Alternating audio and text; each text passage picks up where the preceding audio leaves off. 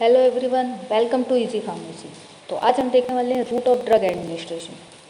Root of drug administration 3 वर्डों से मिलकर बना हुआ है। Root, drug, administration.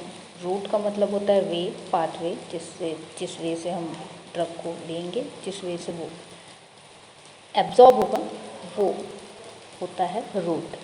ड्रग कोई भी केमिकल सब्सटेंस होता है जिसके यूज़ से हम किसी भी डिजीज़ को ट्रीट करते हैं, क्योर करते हैं या प्रिवेंट करते हैं।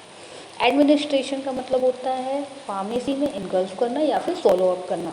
किसी भी ड्रग को हम कैसे लेते हैं, एडमिनिस्टर करते हैं। तो यहाँ पे मोस्ट ऑफ द ड्रग जो होते हैं वो वैरायटी ऑफ रूट से एडमिनिस्टर किए जाते हैं, जिसमें कि 2 टाइप के रूट होते हैं, लोकल रूट और दूसरा है सिस्टमिक रूट। लेकिन यहाँ पर एक प्रॉब्लम आ जाती है। कुछ फैक्टर्स होते हैं जैसे कि ड्रग रिलेटेड फैक्टर या फिर पेशेंट रिलेटेड फैक्टर्स होते हैं, जिससे कि हमको एक रूट चूज़ करना पड़ता है। एक प्रॉपर रूट हम चूज़ करेंगे जिससे हम ड्रग को पेशेंट को देंगे, जिससे कि एक प्रॉपर ड्रग का एब्जॉर्प्शन हो सके और वो अपना एक्शन शो कर सके।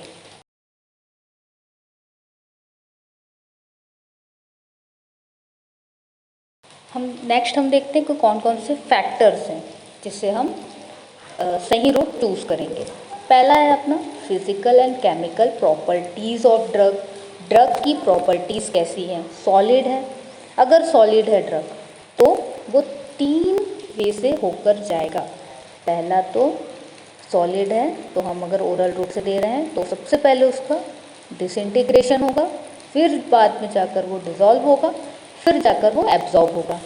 अगर वही लिक्विड है तो लिक्विड डायरेक्टली क्या होगा? डिज़ोल्व। गैस क्या होगा? लंग्स के थ्रू डायरेक्टली डिफ्यूज़ हो जाएगा। तो इसमें कोई ज़्यादा प्रोसेस की ज़रूरत नहीं। सॉलिड में 3 वे से प्रोसेस होंगे, ये 2 वे प्रोसेस और ये 1 वे प्रोसेस हो जाएंगे। सॉल्युबिलिटी का क्या मतलब है यहाँ पर? सॉल्युबिलिटी मतलब कि सॉल्युबिलिटी और पीएच हम एक साथ देखेंगे। सॉल्युबिलिटी और पीएच कैसा होता है? सॉल्युबिलिटी मतलब या तो वाटर होगा या तो लिक्विड होगा। वो किस सॉल्युबिलिटी पे डिपेंड करता है ड्रग? या तो वाटर सॉल्युबल होगा या तो लिक्विड सॉल्युबल होगा। तो उस हिसाब से हम चूज़ करेंगे कि हम कौन से रूट से देंगे। अगर वो वाटर सॉल्युबल हुआ तो हम ओरल रूट से देंगे, सिस्टमिक रूट से देंगे जब वो लिक्विड सॉल्युबल होगा, है ना। Lipid soluble, liquid, oil soluble होगा तब हम उसको सिस्टमिक रूट से देंगे। वैसे ही पीएच भी है, एसिडिटी और बेसिसिटी के हिसाब से हम रूट चूज़ करेंगे। स्टेबिलिटी यहाँ पर क्या बोल रहा है? स्टेबिलिटी मतलब ये होता है कि हम स्टोरेज कंडीशन देख रहे हैं। स्टोरेज कंडीशन देखेंगे कि कौन से स्टोरेज कंडीशन पे हम ड्रग को रख सकते हैं। इन्वायरमेंटल कंडीशन,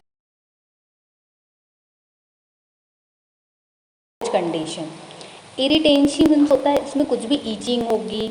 अगर किसी पेशेंट को ईचिंग है किसी ड्रग से, उसके केमिकल प्रॉपर्टी से, तो हम उसे वो ड्रग नहीं देंगे। तो ये आता है उसका फिजिकल और केमिकल प्रॉपर्टी। दूसरा होता है site of desired action. Site मतलब क्या होता है? हम कौन से प्लेस पे एक्शन चाह रहे हैं, बॉडी के कौन से जगह पे एक्शन चाह रहे हैं। जैसे कि किसी पर्टिकुलर लोकल जगह पे अगर हमको स्किन इन्फेक्शन है, स्किन रैश है, तो हम उसको टॉपिकल रूट से हम कोई भी लोशन या फिर क्रीम देंगे जिससे वो चीज़ ट्रीट हो। लेकिन अगर थ्रू आउट द बॉडी अगर इन्फेक्शन है तो हम उसे एंटीबायोटिक वगैरह देंगे जो कि पूरे सिस्टमिक सर्कुलेशन में जाएगा। तो इस तरीके से ये लोकलाइज्ड और जनरलाइज्ड फॉर्म में दिया जाता है। वो अपना साइट देख के हम उसको रूट ऑफ ड्रग हम चूज़ करेंगे। साइट के हिसाब से कौन से जगह पे हमको एक्शन चाहिए, लोकली चाहिए, सिस्टमिक चाहिए, तो उस हिसाब से थ्रू आउट द बॉडी चाहिए, तो इस हिसाब से हम रूट ऑफ ड्रग को चूज़ करेंगे। तीसरा है अपना rate and extent of absorption of drug. किस रेट से और कितने टाइम में एब्जॉर्ब हो रहा है ड्रग, हम ये देखेंगे। ये क्या होती है? बायो अवेबिलिटी पर डिपेंड करता है। मोस्ट ऑफ द ड्रग या फिर फार्माकोलॉजिकल एक्शन जो होता है वो बायो अवेबिलिटी पे डिपेंड करता है ना। और बायो अवेलेबिलिटी किस पे डिपेंड करता है? रूट ऑफ ड्रग एडमिनिस्ट्रेशन पे डिपेंड करता है कि वो कौन से रूट से जा रहा है। जैसे कि हम सॉलिड लिए, हमने पहले देखा कि हमने सॉलिड लिया। सॉलिड क्या होगा? सबसे पहले हम एडमिनिस्टर करेंगे, फिर वो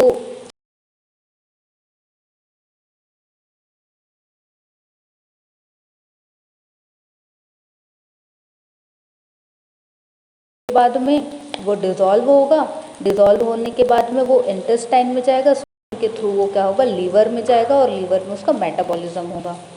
तो इतने प्रोसेस की वजह से बायो अवेबिलिटी जो होती है उसकी वो कम हो जाएगी। तो ओरल रूट में बायो अवेबिलिटी जो होती है वो 100% कभी नहीं होती है। लेकिन अगर हम उसको आईवी रूट से दे रहे हैं, अगर हम उसको आईवी रूट से दे रहे हैं तो वो डायरेक्ट और लीवर में जा कर के उसका मेटाबॉलिज्म होगा और वो अपना एक्शन दिखाना स्टार्ट कर देंगे। ओके, तो मोस्टली जो आईवी ड्रग्स होते हैं उसकी बायो अवेबिलिटी 100% होती है। ये बहुत ही इम्पॉर्टेंट है, इसको जानना बहुत ज़रूरी है। हम आगे इसके बारे में डिटेल में और पढ़ेंगे। तो ये एक ओवरव्यू हम यहाँ पर देख रहे हैं कि वो कैसा होता है।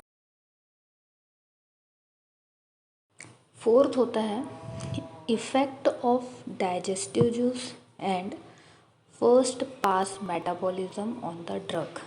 इसमें क्या होता है, मैंने थोड़ा यहाँ समझाने का ट्राई किया है कि फर्स्ट पास मेटाबॉलिज्म होता क्या है। एक्चुअली दो टाइप के मेटाबॉलिज्म होते हैं, फर्स्ट पास मेटाबॉलिज्म और बाईपास मेटाबॉलिज्म। तो मेटाबॉलिज्म लीवर में होगा, ठीक है। क्या होता है, जब कोई भी हम ड्रग ले रहे हैं, आईवी रूट से लिए, आईएम से लिए, सबलिंगुअल रूट से लिए, तो ये सिस्टमिक सर्कुलेशन में जाती है, उसके बाद कॉमन हेपेटिक आर्टरी से जाकर लीवर में जाती है। तो ये बाईपास मेटाबॉलिज्म हो गया, है ना। लेकिन जब टैबलेट या पील्स लेते हैं हम, ये इंटेस्टाइन में जाती है, इंटेस्टाइन के बाद में पोर्टल वेन से लीवर में जाती, तो ये फर्स्ट पास मेटाबॉलिज्म होता है। वह उसी तरह रेक्टल वेन भी, जो रेक्टल रूट से हम देते हैं, तो ये पोर्टल वेन से होकर लीवर में जाती है, तो ये फर्स्ट पास मेटाबॉलिज्म होता है। ये कोई ऐसा डायग्राम होता नहीं है, मैंने थोड़ा समझाने के लिए यहाँ पे बताया। तो ये है इफेक्ट ऑफ डाइजेस्टिव जूस, मतलब कुछ ड्रग्स लेने पर जो डाइजेस्टिव जूस होते हैं, एसिड्स होते हैं, वो उसको डिज़ोल्व कर देते हैं, उसके इफेक्ट को ख़त्म कर देते हैं। तो हम उसको डायरेक्टली डाइजेस्टिव जूस या फिर हम डायरेक्ट ओरल रूट से एडमिनिस्टर नहीं करते, उसको हम स्पेसिफिक रूट से देते हैं या तो सिस्टमिक रूट से देते हैं, है ना। तो इसलिए हम ये भी देखना हमको बहुत इंपॉर्टेंट होता है। दूसरा होता है rapid with which the response is desired, मतलब हमको एमरजेंसी कंडीशन में हमको बहुत जल्दी रिस्पांस चाहिए, हम उनको पील नहीं दे सकते। किसी का एक्सीडेंट हो गया है तो हम उसको पील नहीं देंगे, हम उसको डायरेक्टली आईवी सेटअप्स लगाएंगे, सिस्टमिक रूट से हम ड्रग देंगे। तो एमरजेंसी कंडीशन या फिर रूटीन ट्रीटमेंट्स जो होते हैं वो सारी चीज़ें हमको जल्दी रिस्पॉन्स चाहिए, इसलिए हम उसको ओरल रूट से नहीं देंगे, हम उसको सिस्टमिक रूट से देंगे। तो इस तरीके से रूट भी चूज़ किया जाता है। Condition of the patient, condition देखेंगे पेशेंट,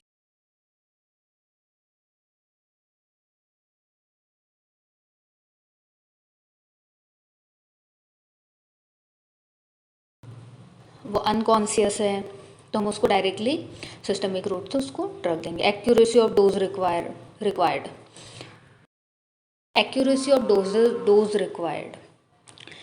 एक्यूरेसी मतलब किसी भी ड्रग को हम एक्यूरेट अमाउंट में हमको देना है तो हम उसको एक पर्टिकुलर रूट देंगे, जैसे आईवी, इंट्रावेनस के थ्रू या फिर इन्हेलेशन के थ्रू। हम जो ये जो होते हैं वो बहुत एक्यूरेट होते हैं, हमको एक एक्यूरेसी ml में देना होता है, तो हम इस रूट से हम उसको दे सकते हैं ताकि वो प्रॉपर वहाँ तक पहुँचे, उसमें कोई भी रुकावट ना आए, वो प्रॉपर अमाउंट वहाँ तक पहुँचे जहाँ पर हमको डिज़ायर्ड है, जहाँ पर हमको वो ड्रग की रिक्वायरमेंट है, वहाँ तक वो प्रॉपर ड्रग की डोज पहुँचे। तो हम उस तरीके से हम इसको देखते हैं और एक्यूरेसी ऑफ डोज जहाँ पर रिक्वायर्ड है वहाँ पर हम देते हैं। इस तरीके से रूट हम चूज़ करते हैं। Thank you.